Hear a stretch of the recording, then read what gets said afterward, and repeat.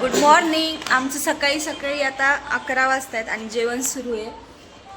तर जेवण करायला आम्ही आता आपूचं चाललं मस्त हे खाणं, गांजर खाते ती. आणि जेवणामध्ये साधं सिंपलच आहे आज ना. पूर्णाचा स्वयंपाक आहे, धोंडे जेवण आहेत आम्हाला. मी आत्ताच आंघोळ वगैरे केली, फ्रेश वगैरे झाली. आता मस्त छान असं स्वयंपाक वगैरे आवरून घ्यायचा. आपूचे पप्पा पण आलेले आहेत, ते झोपलेले आहेत. आपू इकडे बघ ग. आपू हाय कर. हाय असं कर. हाय कर कर बेटा. तिचं सुरू आहे हाय हाय करणं.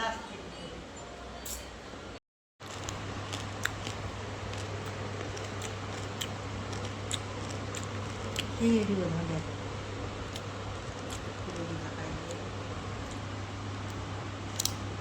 आज होतं आईकडे आम्हाला धोंडे जेवण, त्यासाठीच आम्ही गेलेलो. आणि इथे आई मस्त धोंड्याचं बनवत होती, ती धोंडे बनवत होती.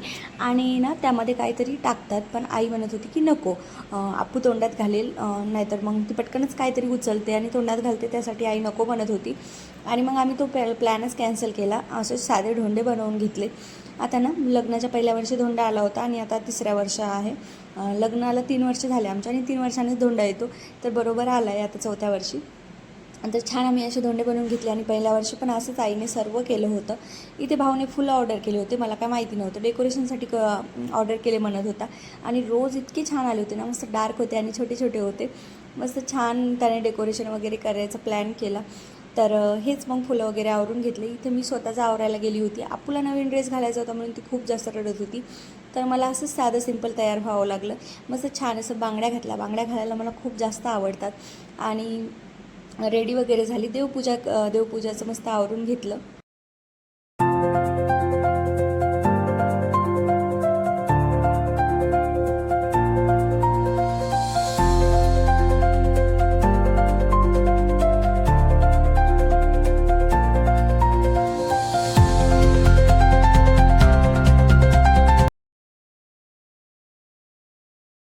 हे बाहेर गेले होते कपडे घेण्यासाठी, त्यांचे कपडे राहिले होते त्यासाठी. तर ते कपडे घेऊन आले म्हणून त्यांना थोडंसं लेट झालं होतं, कारण की ट्रॅफिक पण खूप जास्त आहे. त्यामुळं इथे आई छान छान रेडी झाली होती माझ्यासोबत मस्त. आणि छान दिसत होतो आम्ही. नंतर मग आम्हाला परत घराबाहेर काढलं आणि ऑप्शन करून घेतलं आमचं. परत वेलकम केलं. आई सर्व व्यवस्थित करते, जसं तिला होतं तसं त्याप्रमाणे करतं.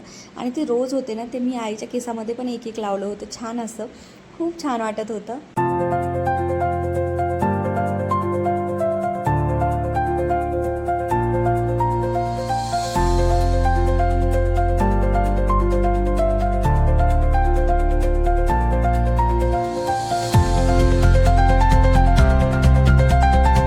इथे ना आपूला टिक्का लावायला खूप जास्त आवडतो आणि ती माझ्या मांडीवर काय बसत नव्हती, त्यामुळं मग तिला एक गुलाबजामुन दिला आणि मस्त छान अशी ती मांडीवर बसली. पण डेकोरेशनला अजिबात हात लावत नव्हती, फक्त घेतलं तर एखादं फूल घेत होती, असं चाललं होतं तिचं.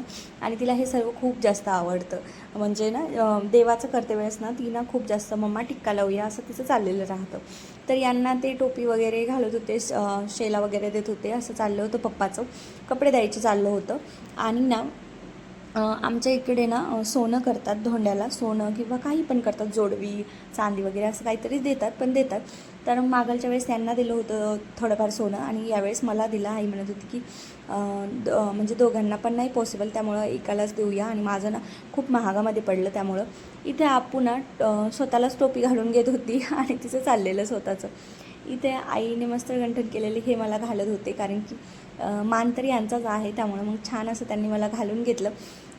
तर खूप छान वाटत होतं ते सर्वच, असं मस्त छान वाटत होतं. खूप दिवस झाले मला ना शॉर्ट गंठनची खूप जास्त हाऊस होती. आणि ना ते नकली घातल्यापेक्षा म्हटलं शॉर्ट गंठन छोटं का होईना आपण करूयात, आणि मग ते केलं. इथे तो कार्यक्रम आवरून घेतला आणि मस्त जेवायला वाढलं होतं आईने जेवणामध्ये ना पुरणपोळी बरंच काही केलं होतं.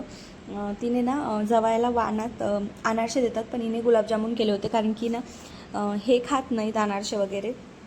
त्यामुळं मग आई म्हणत होती की गुलाबजामुन करूया, त्यांना पण आवडतात त्यासाठी. इथे मी मात्र माझं गंठनच बघत होती. ताट असं खूप छान सजवलं होतं आणि त्यामध्ये इतके गोड पदार्थ होते ना, ते पाहूनच पोट भरून आलं माझं तर. कारण की एवढं गोड तर नकोच म्हटलं. मला गोड खूप जास्त आवडतं, पण आज ना पोट भरून आलं होतं. हे सर्व बघूनच मन मस्त असं खुश झालं होतं. आम्ही सर्वांनी मिळून मस्त जेवण केलं होतं आणि आप्पूने ना इकडे पापडी खायचं सुरू होतं आप्पूचं. तिला काहीच इंटरेस्ट नव्हता की तुम्ही काय खाताय म्हणून. इथं आम्ही सर्व आवरला आणि निघालो. आईने जाता वेळेस तिला पैसे दिले तिच्या पॉकेटमध्ये ठेवायला, तर तिने मस्त छान असं परत पॉकेटमध्ये ठेवलं. आजकाल तिला खूप कळायला लागले.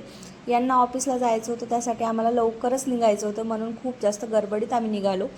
इथे भाऊला, आईला आणि पप्पाला पाहिलं ना की डोळे भरून येतात. जवळ जरी माहेर असलं तरी अवघड वाटतंच प्रत्येक लेकीला. इथे आम्ही निघालो आणि आप्पूला आई काही सोडत नव्हती. माझ्या ब्लॉगला सबस्क्राईब करा, लाईक करा, शेअर करा आणि ना कमेंट करा. भेटूया नेक्स्ट ब्लॉगमध्ये. बाय.